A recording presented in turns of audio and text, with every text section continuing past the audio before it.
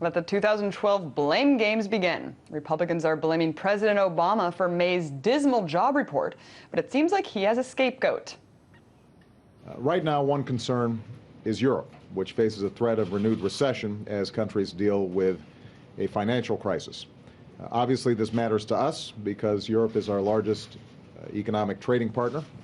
While all the finger pointing is going on, millions of families in America still can't pay their bills. So how much is Congress willing to risk to help their candidate win? To answer that and more, I'm joined by Michael Hudson, economics professor at the University of Missouri. Thanks for joining me, Michael. What do you think about Obama's speech this morning about him kind of shifting the blame away from America right now? Well, it was a very strange speech. Usually, he's a very smooth speaker, but in this case, he was very awkward. He was just reading a speech, evidently written by his campaign contributors on Wall Street. He was blaming two parties. One was Europe, and the other was the Republican. The speech basically said, "We're going into a depression because of my policies. It's not my fault. Blame the other guy." Regarding Europe, he wasn't really blaming it. He was acting, a president here acts as a lawyer on behalf of his campaign contributors, who are really his clients. And you remember about 6 months ago when Tim Geithner went to Europe and told Europe, you can't let Greece default because the American banks have made a huge horse race bet on Greece, and we're going to go under if you let the Greece default. You have to bail them out so that we can make money at your expense. And the Europeans got quite annoyed at him and really told him to go to hell. So he came back. Well, now Obama's telling Europe once again, look, we've just seen MF Global go under, and a former Corzine almost ready to go to jail because we made bad bets. You in Europe can't let us lose any more money because we've bet that your governments are strong enough to push your population into a lost decade of unemployment so that we can make money.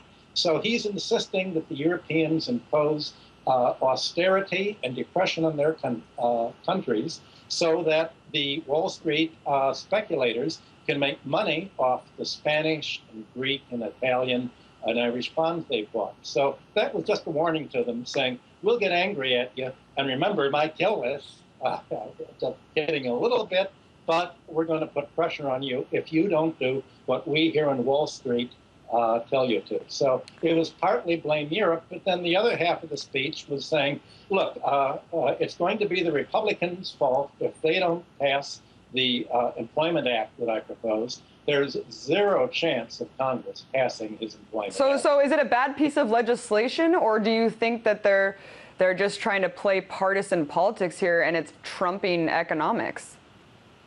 It's the latter. Yeah, sure, it's partisan politics. Obviously, economically, of course, government spending would be much better. The irony is that here Mr. Obama is telling Europe, you have to spend more to pull your economies out of depression, but the way in which you spend has to be to give money for your banks so that your banks can buy government bonds and make a profit. You're not really supposed to spend it on the real goods and service producing economy. Well, right here, he's given as much money as he could to the banks with quantitative easing.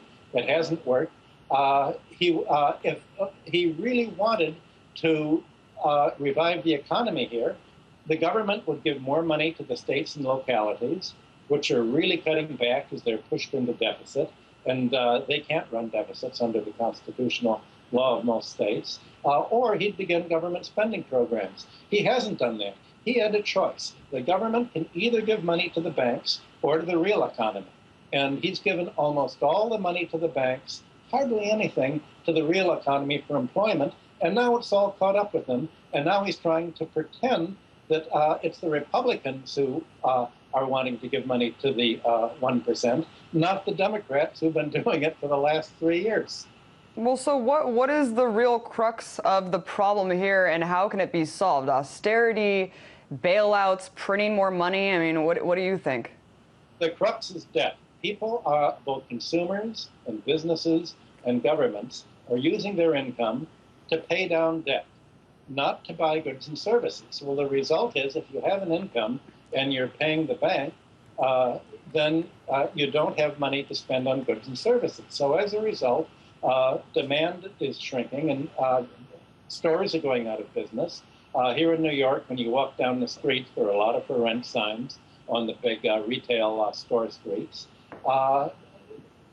People are not investing in hiring more people to produce more because the market's shrinking, because the people are having to spend their money on credit card debt, student loans, mortgage debt, bank debt. But Michael, in his speech, he said the private sector is fine. That's what he said. Indeed, he did. That's nonsense. If only a speech could make it fine, we'd be great.